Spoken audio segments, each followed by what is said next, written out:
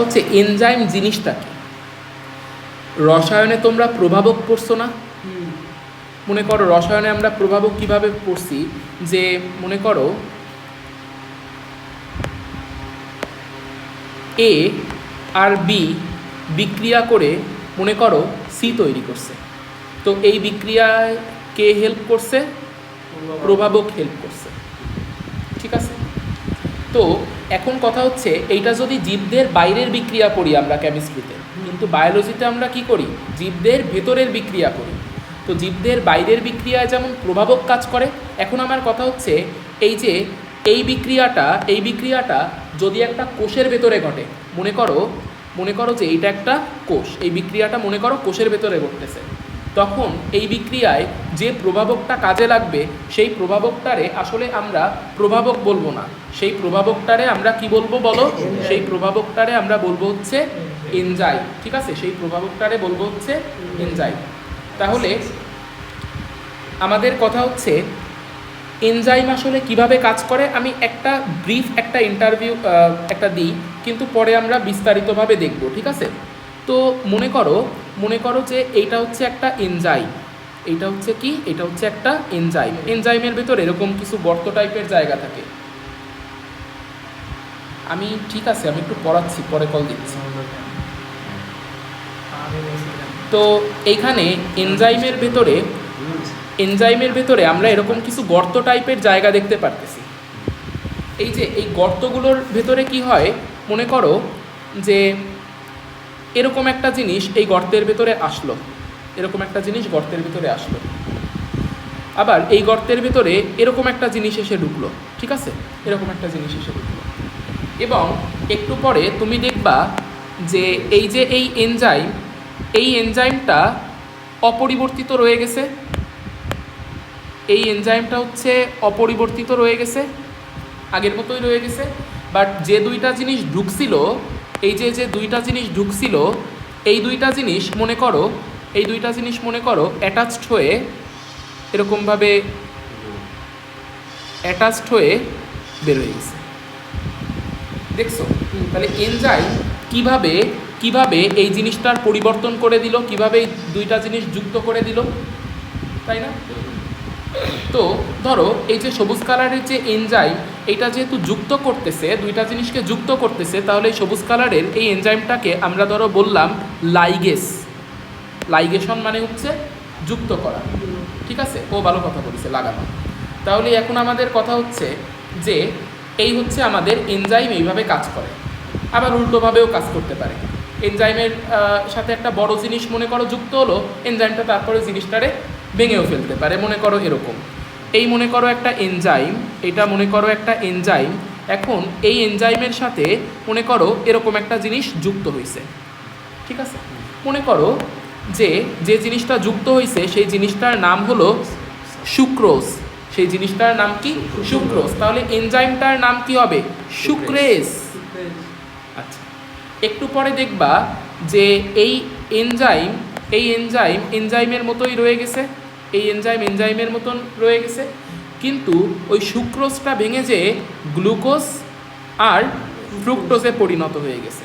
অর্থাৎ এইভাবেই হচ্ছে এনজাইম কাজ করে, ঠিক আছে। তো এনজাইমের এই অংশগুলোই তো অ্যাক্টিভ, তাই না? এনজাইমের এই জায়গাগুলো বা এই সাইটগুলোই তো অ্যাক্টিভ। তাহলে এনজাইমের এই সাইটগুলোকে আসলে আমরা বলি হচ্ছে অ্যাক্টিভ সাইট। এনজাইমের এই সাইটগুলোকে আমরা কি বলি বলো? Active site. অ্যাক্টিভ সাইটে এসে আমাদের এই জিনিসগুলো মানে যুক্ত হয় আর কি। তো এইবার আমাদের কথা হচ্ছে যে এইগুলোরে তো বললাম হচ্ছে আমরা অ্যাক্টিভ সাইট, আর এই জিনিসগুলো কি যেগুলো আসে এনজাইমে যুক্ত হচ্ছে, এদের নাম হচ্ছে সাবস্ট্রেট, বা আমরা বলতে পারি বিক্রিয়ক। ওই জিনিসগুলোর নাম কি বলো? বিক্রিয়ক, তাই তো। তাহলে এইবার একটা ব্যাপার দেখো, এনজাইমে যে কাজ করতেছে, এটা কিন্তু এনজাইম অনেক তালাচাবির মতন কাজ করতেছে।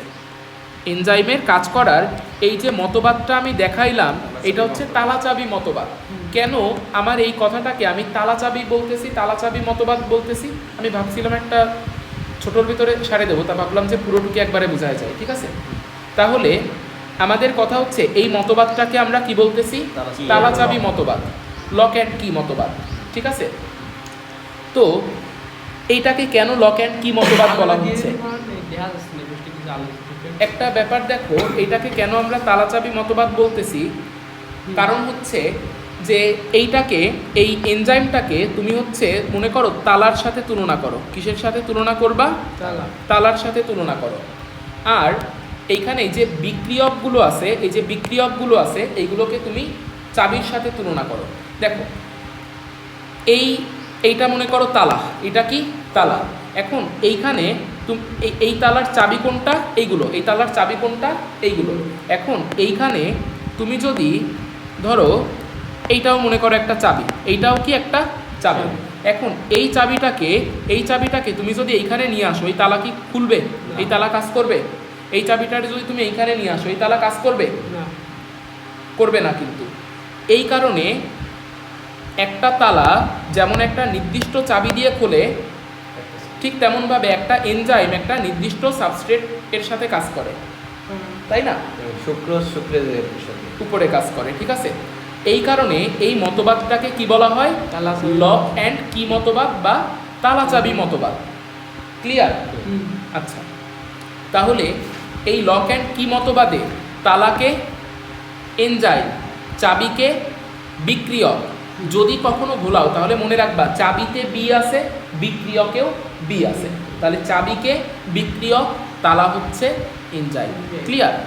আচ্ছা, এইবার আমাদের কথা হচ্ছে যে কখনো কখনো এরকম হয় যে মনে করো এই যে আমাদের এই বিক্রিয়কগুলো, এই বিক্রিয়কগুলো যুক্ত হবার আগেই, এই বিক্রিয়কগুলো মনে করো এখানে যুক্ত হবার আগেই, এই বিক্রিয়কগুলো মনে করো এইখানে নাই, এই বিক্রিয়কগুলো হচ্ছে এখনো এখানে যুক্ত হয়ে পারে নাই। ঠিক আছে, এই বিক্রিয়কগুলো এখনো এখানে যুক্ত হয়ে পারে নাই, কিন্তু এই বিক্রিয়কগুলো যুক্ত হবার আগেই এখানে আরেকটা জিনিস এসে যুক্ত হয়ে গেছে, আরেকটা জিনিস এসে যুক্ত হয়ে গেছে। তো এই জিনিসগুলো যদি এখানে যুক্ত হয়ে যায় তাহলে কি এই বিক্রিয়ক আর এসে এখানে যুক্ত হতে পারবে? এই এনজাইম কি আর কাজ করতে পারবে? পারবে না। অর্থাৎ এই জিনিসগুলো কি করতেছে? এনজাইমের কাজকে বাধা দিচ্ছে না, ইনহিবিট করতেছে না। তাহলে এই জিনিসগুলোকে আমরা কি বলবো? ইনহিবিটর। এই জিনিসগুলোকে আমরা কি বলবো বলো? ইনহিবিটর। এই জিনিসগুলোকে আমরা বলবো ইনহিবিটর। এই জিনিসগুলোকে আমরা বলতেছি হচ্ছে ইনহিবিটর। ঠিক আছে, আচ্ছা, এরপরে আরও কিছু জিনিস আছে। ইনহিবিটরটারে আমি কেটে দিলাম, এই যে ইনহিবিটর আমি কেটে দিলাম। মনে করো এই এনজাইমের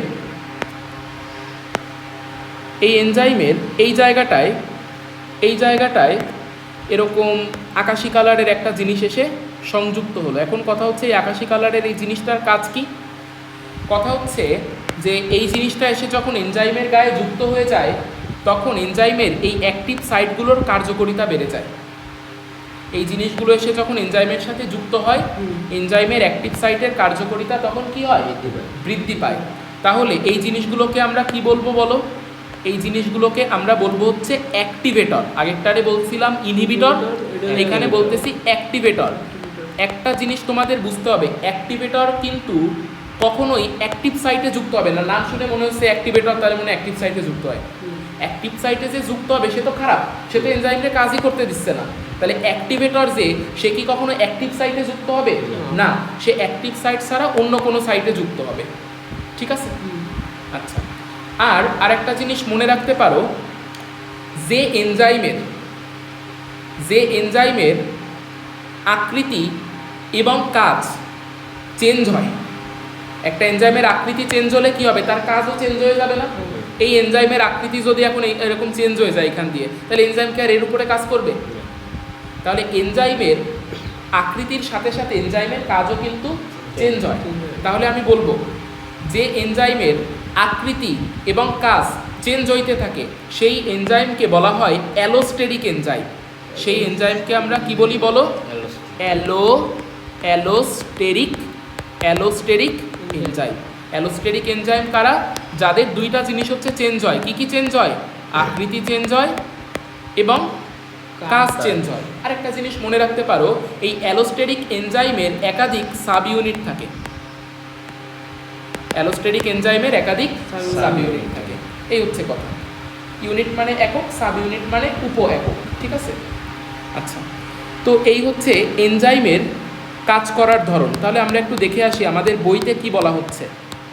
আমাদের বইতে কি বলা হচ্ছে দেখো, বইতে বলা হচ্ছে যে এনজাইম কি মূলত পলিপেপটাইড চেইন, তাই না? এনজাইম তো প্রোটিন, তার মানে প্রোটিন কি পলিপেপটাইড, তাহলে এনজাইমও কি পলিপেপটাইড। তো এই পলিপেপটাইড হচ্ছে মূলত এনজাইম। এই পলিপেপটাইডের ভাঁজ খাওয়ার ফলে বা ফোল্ডিংয়ের ফলে অ্যাক্টিভ সাইট তৈরি হবে। পলিপেপটাইডের ফোল্ডিংয়ের ফলে অ্যাক্টিভ সাইট তৈরি হবে, তাই না? ভাঁজ খাবে এবং অ্যাক্টিভ সাইট তৈরি হবে। আচ্ছা, অ্যাক্টিভ সাইট এবং সাবস্ট্রেটের সম্পর্ক হচ্ছে কি তালা চাবির মতো সুনির্দিষ্ট। বুঝতে পারতেছো না? এখানের পরে কি বলতেছে দেখো, প্রথমে সাবস্ট্রেট অণু এনজাইমের অ্যাক্টিভ সাইটে সংযুক্ত হয়ে হ্যাঁ একটা যৌগ তৈরি করে। সেই যৌগটার নাম কি? এনজাইম সাবস্ট্রেট যৌগ, ঠিক আছে? যৌগটার নাম কি বলো? এই যে এই মনে করো এনজাইম, এটা মনে করো এনজাইম, আর এটা মনে করো সাবস্ট্রেট। এখন তাহলে এই পুরো জিনিসটাকে আমি কি বলতে পারি? এনজাইম সাবস্ট্রেট যৌগ। এই পুরো জিনিসটাকে আমি বলতে পারি এনজাইম সাবস্ট্রেট যৌগ। এরপরে কি হয়? দ্বিতীয় পর্যায়ে কি হয়? এই সাবস্ট্রেট ভেঙে দুই টুকরা হয়ে যায়। সাবস্ট্রেট ভেঙে এরকম দুই টুকরা হয়ে যায়। তাহলে এই যে এরপরে তাই বলা হচ্ছে দ্বিতীয় পর্যায়ে কি হয়, যে এনজাইম সাবস্ট্রেট যৌগটা ভেঙে যে হচ্ছে দুই ভাগে ভাগ হয়ে যায়। আর হচ্ছে আর এনজাইমটা কি হয়? এনজাইমটা অপরিবর্তিত থেকে যায়। এনজাইমটা কি হয়? অপরিবর্তিত থেকে যায়। এগুলো বুঝছো না? আচ্ছা, এরপরে বইয়ের ছবি আঁকার দরকার নেই, আমরা ওই দিকে যেরকম ছবি আঁকছি না, এই সমস্ত এঁকে দেবা, এইগুলো এঁকে দেবা, ঠিক আছে? বইয়ের ছবি কেমন যেন একটু কঠিন কঠিন লাগে, নিজের মন মতো একটা মেরে দিয়ে হচ্ছে। আচ্ছা, এইবার আমাদের কথা হচ্ছে যে এই যে তালাচাবি মতবাদটা একটু আগে আমরা বুঝালাম, এই তালাচাবি মতবাদটাকে এখন বিবেচনা করা হয় না, মনে করা হয় এই মতবাদটা আসলে ভুল। এই মতবাদটা আসলে ভুল। কেন এরকম মনে করা হচ্ছে? কারণ দেখো, মনে করো যে এইটা হচ্ছে একটা এনজাইম, এটা হচ্ছে কি একটা এনজাইম।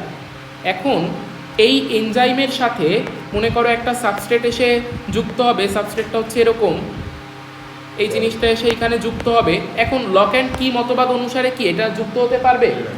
পারবে না। কিন্তু বর্তমানে বলা হচ্ছে যে এই যে সাবস্ট্রেট অনুসারে এনজাইম নিজের আকৃতি চেঞ্জ করবে। তাহলে এই এনজাইম এখন কেমন হয়ে যাবে দেখো, এই এনজাইম এখন নিজের আকৃতি বানায় ফেলবে,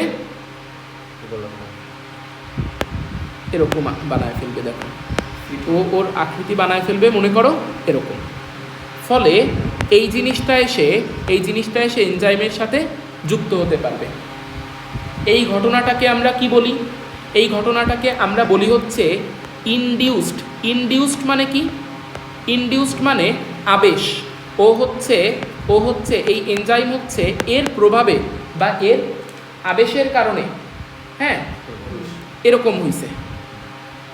এনজাইম সাবস্ট্রেটের আবেশের কারণে আকৃতি চেঞ্জ করছে। তাহলে এই ব্যাপারটারে আমি কি বলতে পারি? Induced fit.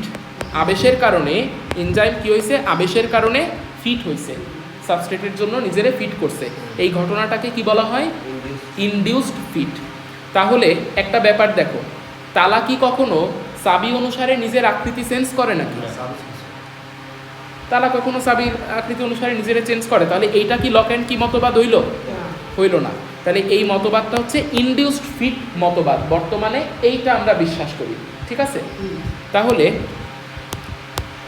আমরা একটু দেখি কি বলা হচ্ছে এরপরে বলা হচ্ছে যে দেখো, কোনো ক্ষেত্রে এনজাইম হচ্ছে সঠিকভাবে সাবস্ট্রেটের সাথে ফিট হয় না। এই সকল ক্ষেত্রে কি হয়? এই সকল ক্ষেত্রে এনজাইমের আকার পরিবর্তন হয়। এই সকল ক্ষেত্রে কি হয় বলো? এনজাইমের আকার পরিবর্তন হয়। এনজাইম হচ্ছে নিজের সাবস্ট্রেটের মতন করে ফিট করে নেয়। এই ঘটনাটাকে কি বলা হয়? Induced fit. মনে করো খ নাম্বারে দিয়ে দিল। ইনডিউসড ফিট বলতে কি বোঝায় ব্যাখ্যা করো, বলো। এনজাইমটাকে না আমরা তালা পরিবর্তন, হ্যাঁ তাহলে তালা তো আপনি বললেন যে চেঞ্জ হয়, হ্যাঁ তাহলে এনজাইম তো কেমন বললেন যে নিজের আকৃতি চেঞ্জ করবে। একটা হচ্ছে লক অ্যান্ড কি মতবাদ। লক অ্যান্ড কি মতবাদ অনুসারে এনজাইমের আকৃতি চেঞ্জ হয় না। এই কারণেই তো আমি বললাম যে লক অ্যান্ড কি মতবাদে এখন আর আমরা বিশ্বাস করি না, ঠিক আছে। ইনডিউসড ফিড, এখন আমরা হচ্ছে ইনডিউসড ফিটে বিশ্বাস করি। আচ্ছা, এরপরে আমাদের কথা হচ্ছে বর্তমানে তাহলে তালাচাবি মতবাদটাকে পরিত্যাজ্য বলে মনে করা হচ্ছে। তারপরে হচ্ছে এই যে কিছু কিছু জিনিস আছে যারা এনজাইমের কাজে বিঘ্ন ঘটায়, এদেরকে আমরা কি বলি? ইনহিবিটর বলি। ক নাম্বারে মনে করো দিয়ে দিল ইনহিবিটর কি। হ্যাঁ, এরপরে ইনহিবিটর কি করে? এনজাইমের অ্যাক্টিভ সাইটে আগেই সংযুক্ত হয়ে যায়, ফলে সাবস্ট্রেট আর ওই অ্যাক্টিভ সাইটে যুক্ত হতে পারে না, এনজাইম আর কাজ করতে পারে না। এই হচ্ছে আমাদের কথা। কোনো কোনো এনজাইম এর আকৃতি আর কাজ সহজেই পরিবর্তনশীল হইতে পারে, এদের একাধিক সাব ইউনিট থাকে, এদেরকে কি বলা হয়? অ্যালোস্টেরিক এনজাইম, ঠিক আছে। অ্যালোস্টেরিক এনজাইমের কার্যকারিতা কে নিয়ন্ত্রণ করে? ইফেক্টর, ঠিক আছে। অ্যালোস্টেরিক এনজাইমের কার্যকারিতা কে নিয়ন্ত্রণ করে? ইফেক্টর। তোমরা এভাবে মনে রাখতে পারো, বেসিক তো আমরা জানি, তারপরও তোমরা এভাবে মনে রাখতে পারো অ্যালোস্টেরিকের ভিতরে কয়টা একই জিনিস আছে? দুইটা। ইফেক্টরের ভিতরেও কয়টা একই জিনিস আছে? দুইটা। তাহলে অ্যালোস্টেরিক এনজাইমের কাজ নিয়ন্ত্রণ করে কে? ইফেক্টর। শেষ। এরপরে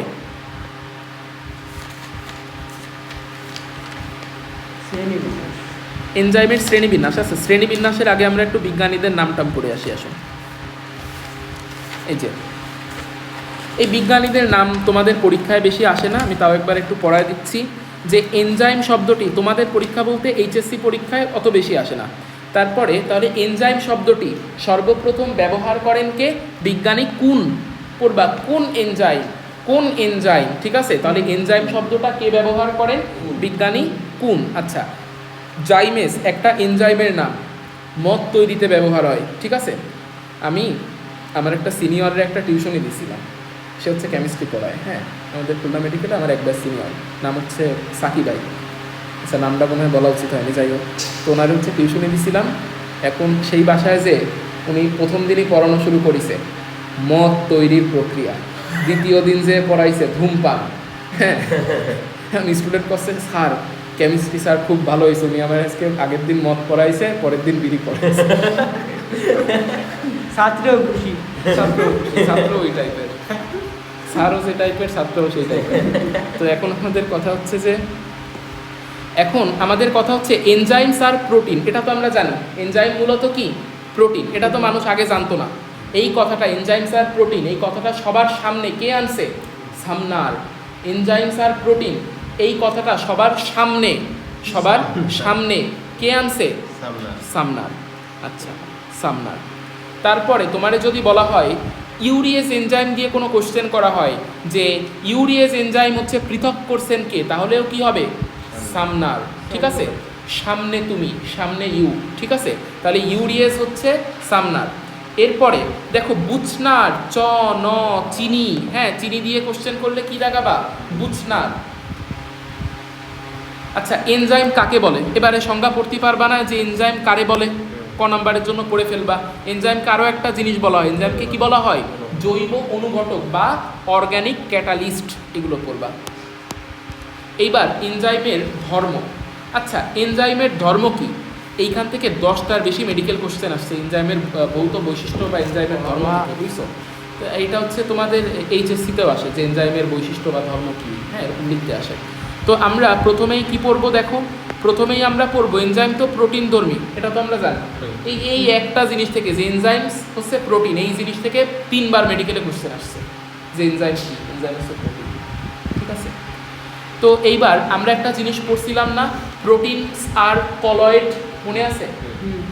কলয়েড ধর্মী পদার্থ হচ্ছে কে? প্রোটিন, ঠিক আছে। আমরা পড়ছিলাম যখন প্রোটিনের বৈশিষ্ট্য পড়ছিলাম যে প্রোটিনস আর কলয়েড, তাহলে এনজাইম যেহেতু প্রোটিন, তাহলে এনজাইমও কি? কলয়েড, ঠিক আছে। কলয়েড মানে হচ্ছে হ্যাঁ একটা দ্রবণ, যে দ্রবণে যে দ্রব্যগুলো আছে সেই দ্রব্যগুলোর সাইজ হচ্ছে 1 ন্যানোমিটার থেকে 100 ন্যানোমিটার, সেই দ্রবণটাকে বলা হয় কলয়েড। হ্যাঁ, পানি শোষণ করে। কলয়েড ধর্মী পদার্থগুলো হচ্ছে পানি শোষণ করে। আচ্ছা, এনজাইমের কার্যকারিতা কি দিয়ে নিয়ন্ত্রিত? পিএইচ দিয়ে নিয়ন্ত্রিত। এই কথাটা কেন বলতেছে একটু খেয়াল করো। মনে করো এইটা হচ্ছে তোমার পাকস্থলী। হ্যাঁ, আচ্ছা, আমার আর একটু বড় করে আঁকা উচিত ছিল, এদিকে আঁকি। মনে করো এইটা হচ্ছে কি তোমার পাকস্থলী। এই পাকস্থলী থেকে একটা এনজাইম খরিত হয়, যে এনজাইমটা তুমি যত মাছ মাংস অর্থাৎ প্রোটিন খাও সেই প্রোটিনগুলোকে ভেঙে ফেলে। তাহলে এনজাইমটার নাম কি? পাকস্থলী থেকে যে এনজাইমটা তৈরি হয় সেই এনজাইমটার নাম হলো পেপসিন। এনজাইমটার নাম কি বলো? পেপসিন। ঠিক আছে, এখানে একটু কথা আছে বাট আমি সিম্পল রাখতেছি। তাহলে পাকস্থলী থেকে যে এনজাইমটা তৈরি হয় তার নাম কি বলো? পেপসিন। এই পেপসিন কি করে? প্রোটিনকে ভেঙে ফেলে। প্রোটিনকে ভেঙে ফেলে ও হচ্ছে অ্যামাইনো অ্যাসিড পরিণত করে দেয়, এরকম একটা ব্যাপার। তো এখন আমার কথা হচ্ছে এই পেপসিন পাকস্থলীর ভেতরের পরিবেশটা কেমন? অম্লীয় না? পাকস্থলীর ভেতরের পরিবেশটা কেমন বলো? অম্লীয়। এই পেপসিন কিন্তু কখনোই এই অন্ত্রের ভেতরের পরিবেশে কাজ করবে না। কেন জানো? কারণ পাকস্থলীর পরিবেশ অম্লীয়, কিন্তু অন্ত্রের পরিবেশ কি অম্লীয়? অন্ত্রের পরিবেশ তো ক্ষারীয়। তাহলে ক্ষারীয় পরিবেশে কি পেপসিন কাজ করবে? করবে না। তাহলে দেখো এনজাইমের কার্যকারিতা কিন্তু পিএইচ দিয়ে নিয়ন্ত্রিত। মনে করো এই অন্ত্রে একটা এনজাইম আছে যার নাম হচ্ছে ট্রিপসিন। এনজাইমটার নাম কি? ট্রিপসিন। এই ট্রিপসিন হচ্ছে এই ক্ষারীয় পরিবেশে অন্ত্রের ভিতরে বসে কাজ করতেছে। বাট এই ট্রিপসিনকে তুমি যদি এখন এইখানে নিয়ে যাও, পাকস্থলীতে নিয়ে যাও, ও কিন্তু কাজই করতে পারবে না। অর্থাৎ এনজাইমের কার্যকারিতা কি দিয়ে নিয়ন্ত্রিত? পিএইচ দিয়ে নিয়ন্ত্রিত। ক্লিয়ার? এনজাইমের কার্যকারিতা পিএইচ দ্বারা নিয়ন্ত্রিত। তো প্রায় সব এনজাইমই দেখা যায় 6 থেকে 9 পিএইচ এর ভিতরে সব থেকে ভালো কাজ করে। এটা দেখা যায় সব এনজাইম কত পিএইচ এর ভিতরে কাজ করে? 6 থেকে 9 পিএইচ এর ভিতরে কাজ করে। বায়োলজির 3টা জায়গায় 9-6 আছে। একটা হচ্ছে এনজাইম কত পিএইচ এ ভালো কাজ করে? 6 থেকে 9। আর একটা হচ্ছে যদি তোমারে বলে ডিএনএ এর ওজন কত, তাহলে তোমার বলতে হবে কি 10⁶ থেকে 10⁹ ডালটন। ঠিক আছে? এইবার তোমারে যদি বলে নিষেকের কয়দিন পরে ভ্রূণ হচ্ছে জরায়ুর সাথে যুক্ত হয়, নিষেকের কয়দিন পরে ভ্রূণ জরায়ুর সাথে যুক্ত হয় অর্থাৎ ইমপ্লান্টেশন হয়, নিষেকের 6 থেকে 9 দিন পরে। নিষেকের কয়দিন পরে হচ্ছে তোমার ইমপ্লান্টেশন হয়? 6 থেকে 9 দিন পরে। তাহলে বায়োলজির 3টা জায়গায় 9-6 মনে থাকবে। তারপরে দেখো আমাদের শরীরে অনেক এনজাইম আছে, তাই না? আমাদের শরীরে অনেক এনজাইম আছে। তার মানে কত তাপমাত্রায় এনজাইম ভালো কাজ করে? আমাদের শরীরের যে তাপমাত্রা সেই তাপমাত্রাতেই এনজাইম ভালো কাজ করে। আমাদের শরীরের তাপমাত্রা কত? ওই 36 না 37 ডিগ্রি সেলসিয়াস এরকম। তাহলে আমরা বলতে পারি না এনজাইম ভালো কাজ করে 35 থেকে 40 ডিগ্রি সেলসিয়াস তাপমাত্রায়? আমাদের বডি টেম্পারেচারও তো অনেকটা এরকমই, 35 থেকে 40, তাই না? তাহলে এনজাইম ভালো কাজ করে কত তাপমাত্রায়? 35 থেকে 40 ডিগ্রি সেলসিয়াস তাপমাত্রায়। এই যে আমরা দুধ গরম করে খাই, কেন খাই? দুধ তো একটা ভালো জিনিস, তাই না? দুধ তো দেখবা একটা পিওর জিনিস না। দুধ কিন্তু অনেকটা পিওর জিনিস, কারণ হচ্ছে বাছুর খাবে, একটা বাচ্চা খাবে। তাহলে কি সৃষ্টিকর্তা এটার ইমপিওর তৈরি করছে নাকি? অতটা ইমপিওর কিন্তু না। কিন্তু দুধ হচ্ছে আমরা কেন মূলত হচ্ছে জ্বালাই? একটা কারণ তো জীবাণু নষ্ট করা, এটা তো আছেই। আর একটা কারণ হচ্ছে দুধের ভিতরে যত তোমার যে এনজাইম আছে, দুধের ভিতরে কিন্তু অনেক এনজাইম থাকে গরুর দুধে, ওই এনজাইমগুলোরে আমরা নষ্ট করে দিতে চাই। অর্থাৎ এনজাইমটা আমরা কিভাবে নষ্ট করতে পারি? দুধের এনজাইমগুলোরে তাপ দিয়ে ফুটায় এনজাইমগুলোরে নষ্ট করে করতে পারি। আরও কিভাবে নষ্ট করতে পারি দুধের এনজাইমগুলোরে? ওই যে প্রাণ মিল্ক দেখছো না, লিকুইড দুধ বলে, ফুল ক্রিম, ইউএসটি মিল্ক, ওরা আসলে কি জ্বালায়? ওরা সম্ভবত জ্বালায় না, ওরা হচ্ছে আলট্রাভায়োলেট রে দিয়ে ওইটারে এনজাইমগুলোরে নষ্ট করে দেয়। বুঝতে পারছো? আলট্রাভায়োলেট রে দিয়ে। তাহলে দেখো এনজাইম আমরা 2টা ভাবে নষ্ট করতে পারি, একটা হচ্ছে জাল দিয়ে, তাপ দিয়ে, আর একটা হচ্ছে আলট্রাভায়োলেট রে দিয়ে। তাহলে দেখো এমনি ভালো লাগে না। স্বাদ আছে। হ্যাঁ, স্বাদ আছে। লিকুইড হয়ে তো যায়, একটু সিরেই কি খাবে। তো এইখানে আমাদের কথা হচ্ছে যে এই যে প্রখর আলো বা অতিবেগুনি রশ্মির প্রভাবে এনজাইমের কার্যকারিতা নষ্ট হয়। আরও কিসের প্রভাবে নষ্ট হয়? তাপের প্রভাবে নষ্ট হয়। এই যে অধিক তাপে এনজাইম বিনষ্ট হয়ে যায়, কম তাপে নষ্ট হয় না। এনজাইম হচ্ছে কেমন? এনজাইম হচ্ছে তাহলে তাপের প্রতি সাড়া দেয়, তাই না? তাপের প্রতি সাড়া দেয়, তুমি তাপ দেবা ও নষ্ট হয়ে যাবে। তার মানে হচ্ছে হিট সেন্সিটিভ, হচ্ছে তাপ প্রবণ, তাপের প্রতি সাড়া দেয়। তুমি তাপ 35 থেকে 40 রাখবা, ও ভালো কাজ করবে। তুমি তাপ হচ্ছে 100 ডিগ্রি সেলসিয়াসে নিয়ে যাবা, ও হচ্ছে হয়ে যাবে, নষ্ট হয়ে যাবে। বলা হয়ে থাকে যে 40 ডিগ্রি সেলসিয়াসের উপরে উঠলে এনজাইম আসলে ভালো কাজ করে না, ঠিক আছে? তো যাই হোক, তাহলে এনজাইম হচ্ছে তাপ প্রবণ বা তাপ সেন্সিটিভ। আচ্ছা, তোমরা যখন কেমিস্ট্রি ফার্স্ট পেপার 4th অধ্যায় পড়বা, তখন দেখবানে যে একটা লাইন লেখা আছে, প্রভাবক খুব অল্প মাত্রায় থেকে বিক্রিয়ার হারকে নিয়ন্ত্রণ করে। এটা কেমিস্ট্রিতে পড়বা। প্রভাবক কিন্তু এক গাদা লাগে না একটা এনজাইম নিয়ন্ত্রণ করতে, তাই না?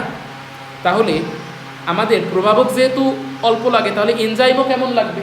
অল্প লাগবে। তাহলে এনজাইম হচ্ছে অল্প মাত্রায় কাজ করে, ঠিক আছে? অল্প মাত্রায় থেকেই বিক্রিয়ারে ত্বরান্বিত করে।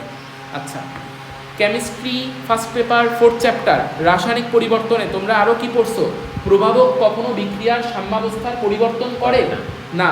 তাহলে এনজাইম হচ্ছে বিক্রিয়ার সাম্যাবস্থা পরিবর্তন করে না। কেন করে না, এগুলো আলোচনা কেমিস্ট্রির বিষয়, ঠিক আছে?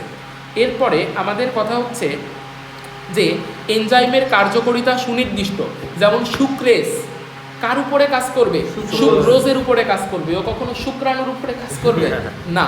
তাহলে হচ্ছে এনজাইমের কার্যকারিতা হচ্ছে সুনির্দিষ্ট। তারপরে ধরো আমার এই যে আইপ্যাড, এইটা থেকে কি কোনো এনজাইম তৈরি হবে? হবে না। কিন্তু মারুফের শরীর থেকে কিন্তু এনজাইম তৈরি হবে, এখনও শরীরে এনজাইম তৈরি হচ্ছে। তাহলে এনজাইম শুধুমাত্র কোথায় তৈরি হয় বলো? জীবিত কোষে তৈরি হয়। এনজাইম কেবলমাত্র কোথায় তৈরি হয় বলো? জীবিত কোষে তৈরি হয়। আর সব এনজাইম পানিতে দ্রবণীয়। সব এনজাইম কোথায় দ্রবণীয়? পানিতে দ্রবণীয়। আমরা এখানে পড়ব এনজাইম হচ্ছে মূলত পানি আর অ্যালকোহলে দ্রবণীয়। এনজাইম মূলত কিসে দ্রবণীয় বলো? পানি আর লঘু অ্যালকোহলে দ্রবণীয়। বলো গ্লিসারলও তো এক ধরনের অ্যালকোহল, তাহলে এনজাইম গ্লিসারলেও দ্রবণীয়। তাহলে এনজাইম হচ্ছে মনে রাখবা দুইটা জিনিসে দ্রবণীয়, পানি এবং লঘু অ্যালকোহল, আর গ্লিসারল তো একটা অ্যালকোহলই। আচ্ছা,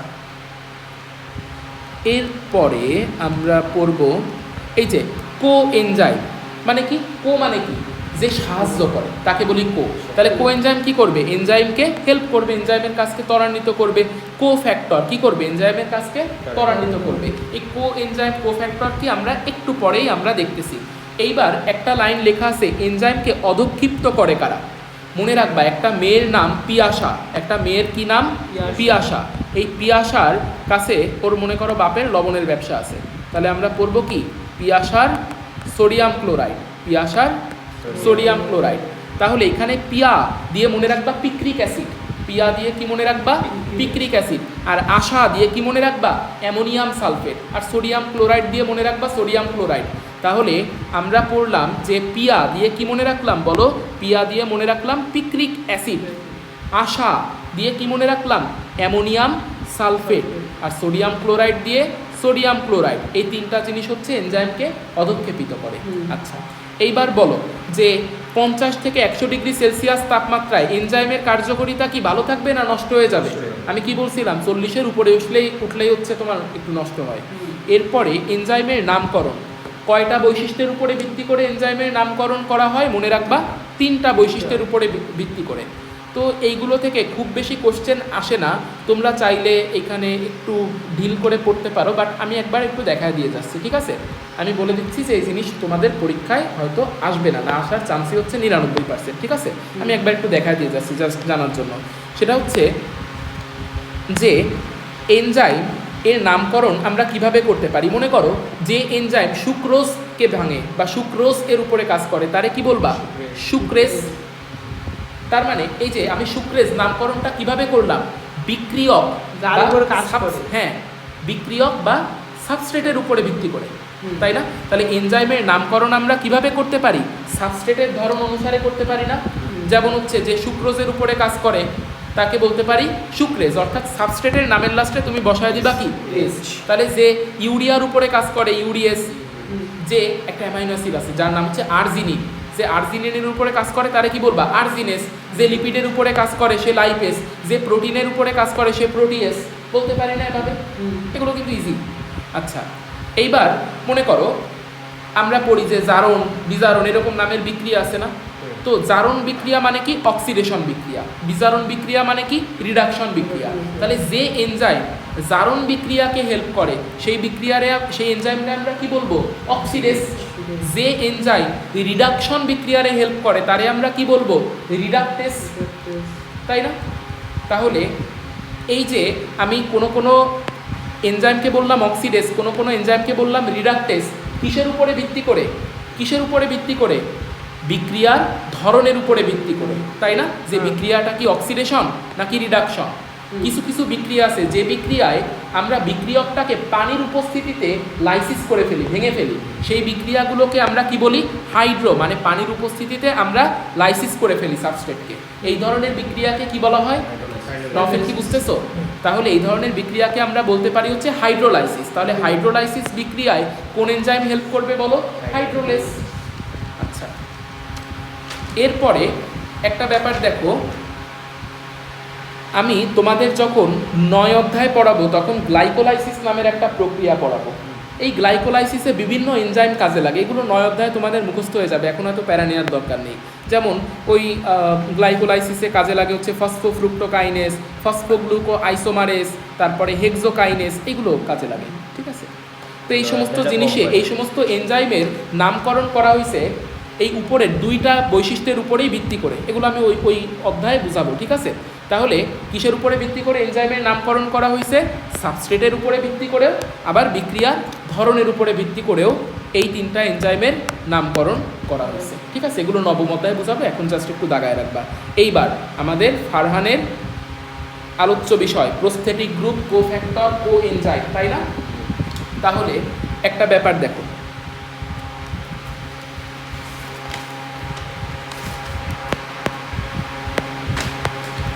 আমরা কি জানি? এনজাইমস আর প্রোটিন। তাহলে এই যে এটা মনে করো একটা এনজাইম, তাহলে এই এনজাইমের ভিতরে শুধুমাত্র কি আছে? প্রোটিনই আছে।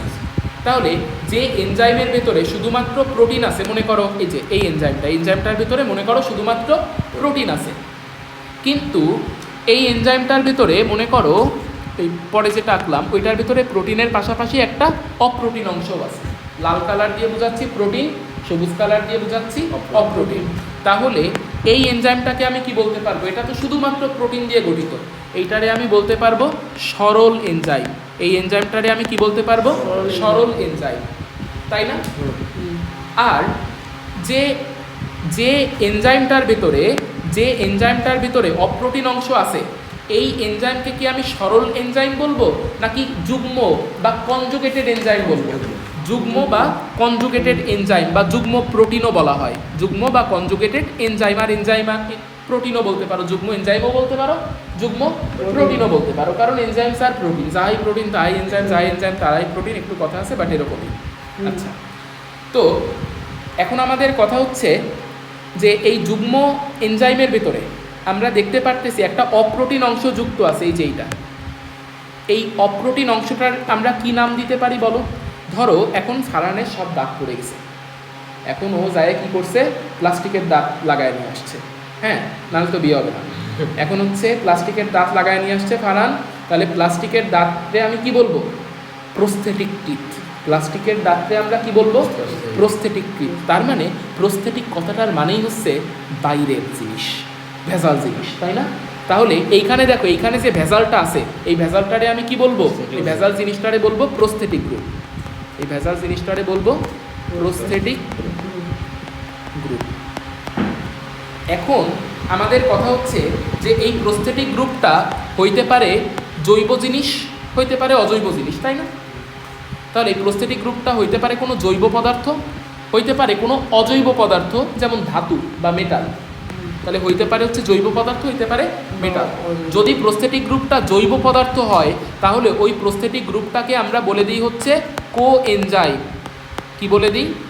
কো এনজাইম। দেখো তো বোঝো কিনা? আর যদি মেটাল হয় তখন ওই প্রস্থেটিক গ্রুপটাকে আমরা বলে দিই হচ্ছে কোফ্যাক্টর। দেখো বোঝো কিনা?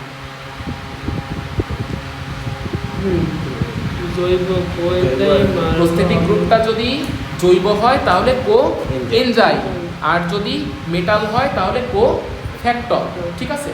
আচ্ছা, এইবার আমাদের কথা হচ্ছে এনজাইমের এই যে লাল কালারের যে প্রোটিন অংশটা, এই যে প্রোটিন অংশটা, এটা তো প্রোটিন অংশ। ওই সবুজ কালারটা মনে করো অপ্রোটিন অংশ, বাট এইটুক তো প্রোটিন অংশ। এই প্রোটিন অংশটাকে আমরা বলতে পারি হচ্ছে অ্যাপো এনজাইম। প্রোটিন অংশটাকে আমরা কি বলতে পারি বলো? Apo enzyme. এই প্রোটিন অংশটাকে আমরা বলতে পারি অ্যাপো এনজাইম। কথা কি ক্লিয়ার? তাহলে এখান থেকে আমরা পড়ে নিব যে সরল, এখান থেকে তোমার কোশ্চেন আসবেই, ক খ নাম্বারে এখান থেকে কোশ্চেন আসা খুবই স্বাভাবিক। সরল এনজাইম কি, কনজুগেটেড এনজাইম কি, অ্যাপো এনজাইম কি, প্রস্থেটিক গ্রুপ কি, কোফ্যাক্টর কি, হ্যাঁ, তারপরে হচ্ছে কো এনজাইম কি, এগুলো পারবা না? এগুলো আর পড়াইতে হবে? আচ্ছা, এরপরে দেখো আমরা বিভিন্ন কো এনজাইমের নামগুলো একটু পড়বো। এগুলো ক্লাস 9-10-এও তোমরা পড়ছো। যেমন এই পূর্ণ রূপগুলো তুমি পড়বা, যেমন এফএডি মানে ফ্ল্যাভিন অ্যাডেনিন ডাইনিউক্লিওটাইড, হ্যাঁ, এফএমএন যেমন ফ্ল্যাভিন মনোনিউক্লিওটাইড। এই পূর্ণ রূপগুলো একবার একটু দেখবা, ছোটস্থ করে ফেলা লাগবে এরকম কিছু না, বাট চেষ্টা করবে একটু যতদূর পারা যায় আর কি। এনএডি মানে নিকোটিনামাইড অ্যাডেনিন ডাইনিউক্লিওটাইড, এনএডিপি মানে নিকোটিনামাইড অ্যাডেনিন ডাইনিউক্লিওটাইড ফসফেট, হ্যাঁ। তো এটিপি মানে অ্যাডেনোসিন ট্রাইফসফেট। এই জিনিসগুলো আমরা পড়লাম। এইবার তোমাদের একটা জারণ বিজারণের ব্যাপার বুঝতে হবে। আমার যদিও কেমিস্ট্রি অত ভালো মনে নেই, তাও যেটুকু মনে আছে বলি, ভুলভাল হলে কিছু মনে করো না। এখন কথা হচ্ছে যে মনে করো একটা পজিটিভ জিনিস যদি কোনো জিনিসের সাথে যুক্ত হয়, আমি বলবো বিজারণ হয়েছে। মনে করো এই কলমের সাথে মনে করো হাইড্রোজেন, যেটা একটা পজিটিভ জিনিস, এসে যুক্ত হলো, আমি কি বলবো? এই কলমের বিজারণ হয়েছে, ঠিক আছে? বা মনে করো একটা নেগেটিভ জিনিস যদি কোনো জিনিস থেকে বের হয়ে যায়, তাহলেও আমি কি বলবো?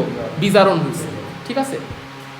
অর্থাৎ যা হওয়ার কথা তাই যদি হয়, তাহলে আমরা কি বলবো? বিজারণ হয়েছে। তাহলে আমরা কি বলবো? বিজারণ হয়েছে। মনে করো এই কলম থেকে একটা অক্সিজেন আয়ন O2-, তাই না? তো এই অক্সিজেন তো নেগেটিভ জিনিস, তাহলে অক্সিজেন যদি বের হয়ে যায় তাহলে আমি কি বলবো? এই কলমের বিজারণ হয়েছে। হাইড্রোজেন যদি যুক্ত হয় তাহলে কি বলবো? এই কলমের বিজারণ হয়েছে। কিন্তু এর যদি ব্যত্যয় ঘটে, ধরো হাইড্রোজেন তো যুক্ত হওয়ার কথা, কিন্তু হাইড্রোজেন যদি এর থেকে বের হয়ে যায়, তখন কি বলবো? জারণ হয়েছে। অক্সিজেন তো বের হয়ে যাওয়ার কথা, কিন্তু অক্সিজেন যদি যুক্ত হয় তাহলে কি বলবো? জারণ হয়েছে। তাহলে একটা ব্যাপার দেখো, এই এফএডি, এই যে এফএডি এর সাথে যদি হাইড্রোজেন এসে যুক্ত হয়, তাহলে আমি কি বলতে পারি? এফএডি বিজারিত হয়েছে বলতে পারি। তাহলে আমি কি বলবো? আগের বার বলতেছিলাম ফ্ল্যাভিন অ্যাডেনিন ডাইনিউক্লিওটাইড, এবার কি বলবো? Reduced flavin adenine dinucleotide. কি বলবো বলো? Reduced flavin adenine dinucleotide. আচ্ছা, এরপরে এইখানে আমরা কি দেখছিলাম দেখো, এনএডি, আর এইখানে কি লেখা? NADH2। তাহলে আগেরটারে বলতেছিলাম নিকোটিনামাইড অ্যাডেনিন ডাইনিউক্লিওটাইড, এবার কি বলবো? একটা রিডিউসড লাগাই দিব, কারণ হাইড্রোজেন যুক্ত হয়েছে। দেখো হাইড্রোজেন যুক্ত হয়েছে, তোমরা কি আমার কথা বুঝতে পারতেছো? তারপরে দেখো NADP-কে আমি যা বলতেছিলাম, NADPH2-কে কি তাই বলবো, নাকি তার আগে একটা রিডিউসড লাগাই দিব? রিডিউসড লাগাই দিব, ঠিক আছে? এরপরে হচ্ছে আচ্ছা কোএনজাইম, মনে রাখবা কোএনজাইম এ এর ভেতরে কোন ভিটামিন থাকে? ভিটামিন বি থাকে। কোএনজাইম এর ভেতরে কোন ভিটামিন থাকে? ভিটামিন বি থাকে। এরপরে হচ্ছে তোমাদের যদি বলে নিচের কোনটিতে এই ফ্ল্যাভিন মনোনিউক্লিওটাইড, মনে রাখবা এই যে একটা জিনিস আমি বলি, ভিটামিন B2 মনোফসফেটে হচ্ছে এই ফ্ল্যাভিন মনোনিউক্লিওটাইড থাকে। কিভাবে মনে রাখবা? এই যে মনোফসফেটে মনোনিউক্লিওটাইডেও এখানে আর কোনো জায়গায় দেখো নেই, কোনো জায়গায় নেই। তার মানে ভিটামিন B2 মনোফসফেটে কি থাকে? FMN। ভিটামিন B2 মনোফসফেটে কি থাকে? FMN। বাকিগুলো দেখো FAD, NAD, NADP, কোনো জায়গায় M নেই, তাহলে মনোফসফেটে কি থাকে? FMN, মনে থাকবে। আচ্ছা, এটিপি এর ভিতরে কি থাকে একটু পড়বা। এটিপি এর ভিতরে অ্যাডেনিন, রাইবোস আর 3 অণু ফসফেট থাকে, এইগুলো একটু পড়বা। আচ্ছা, আর এটিপির কাজ হচ্ছে শক্তি সরবরাহ করা, বিভিন্ন বিপাক প্রক্রিয়ায় শক্তি সরবরাহ করা। এনজাইমের কাজ আমাদের পড়া শেষ। এবার হচ্ছে এনজাইমের শ্রেণীবিন্যাস। দেখো আমি যদি বলি গঠনের উপরে, ভালো করে শোনো, যদি আমি বলি গঠনের উপরে ভিত্তি করে এনজাইম কয় রকমের, বলবা ভাইয়া 2 রকমের। আর আমি যদি বলি IUB ক্লাসিফিকেশন অনুসারে এনজাইম কয় রকমের, বলবা 6 রকমের। গঠন অনুসারে কয় রকমের? 2 রকমের। IUB ক্লাসিফিকেশন অনুসারে কয় রকমের? 6 রকমের। তাহলে একটু দেখো যে গঠনের উপরে ভিত্তি করে যে এনজাইমে শুধুমাত্র প্রোটিন পাবা তারে কি বলবা? সরল এনজাইম। যে এনজাইমে প্রোটিনের সাথে অপ্রোটিনও পাবা তারে কি বলবা? যৌগিক বা সংযুক্ত এনজাইম বা কমপ্লেক্স এনজাইম বা কনজুগেটেড এনজাইম, তাই না? তাহলে সরল এনজাইমের উদাহরণ কি? সুক্রেস, অক্সিডেস।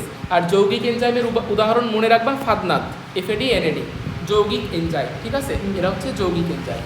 আচ্ছা, এইবার আমাদের কথা হচ্ছে কি ধরনের বিক্রিয়াকে প্রভাবিত করে তার উপরে ভিত্তি করেও এনজাইমকে আমরা ভাগ করতে পারি। ঠিক আছে, তাহলে কি কি ভাগ আমরা একটু লিখি, মনে রাখবা। অথলিল, কি মনে রাখবা? OTHLIL, নট অশ্লীল, এটা হচ্ছে অথলিল। ঠিক আছে, ও দিয়ে কি মনে রাখবা? অক্সিডো রিডাকটেস।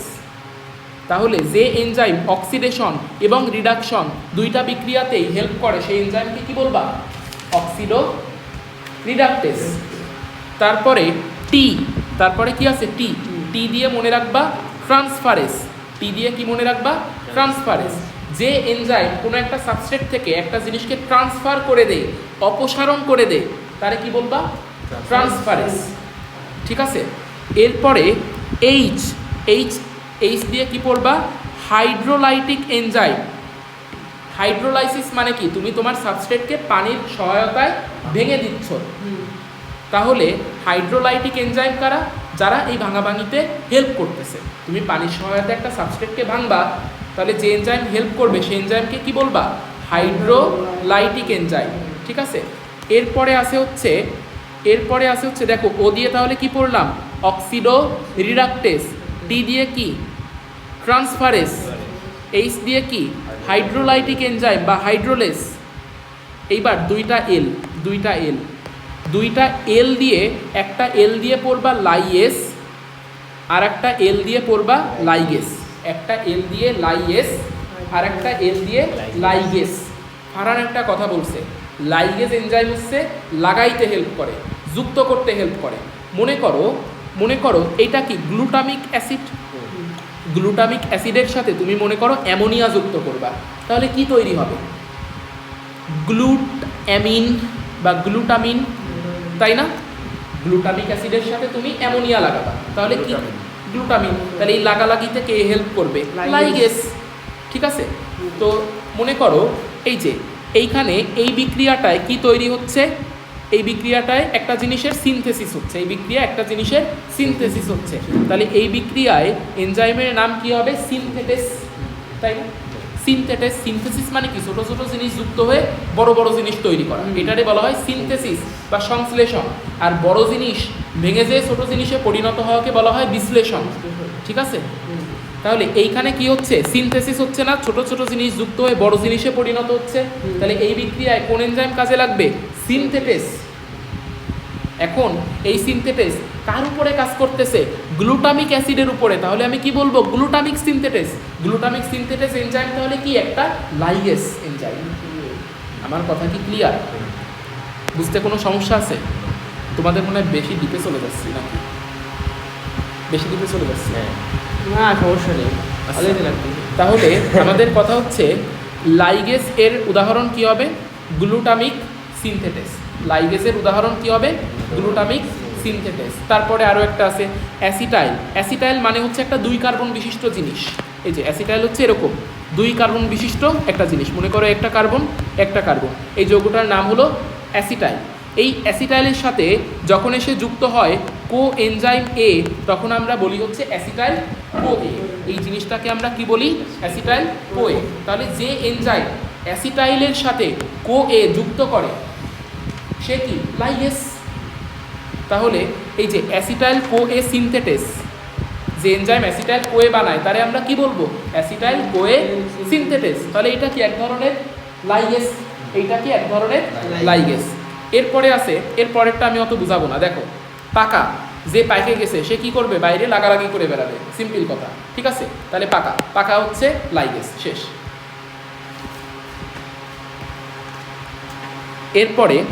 এরপরে কি আছে আমরা একটু দেখি। লাইয়েস হচ্ছে আমাদের মেডিকেলে একটা ঘটনা ঘটছিল, হচ্ছে তোমার বাস অ্যাক্সিডেন্ট করে অনেকগুলো রোগী একসাথে আসছিল, হ্যাঁ, 35-40 জনের মতো। তা তারা একই রুমের ভিতরে বসেছিল অর্থোপেডিক্সে।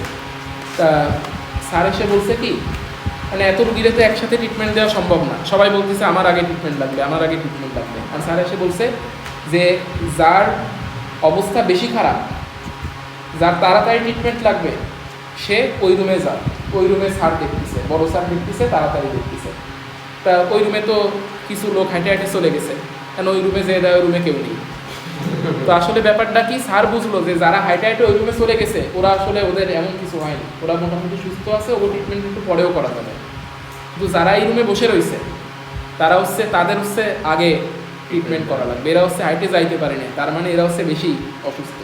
ঠিক আছে, তাহলে একটা জিনিস দেখো, স্যার কি করলো, একদম কোনো ঝগড়াঝাটি ছাড়া, কোনো ক্যাচাল ছাড়া একটা কাজ সম্পাদন করে ফেললেন। এছাড়া কিন্তু এই কাজ করার আর কোনো উপায় ছিল না রোগীদের সাথে, তাই না? তাহলে দেখো এই লাইয়েজ এনজাইম হচ্ছে সেরকম, কোনো ধরনের ঝগড়াঝাটি ছাড়া, কোনো ধরনের হাইড্রোলাইসিস জারণ বিজারণ ছাড়া ও কি করে, ও হচ্ছে ট্রান্সফার করে দেয়, স্থানান্তর করে দেয়।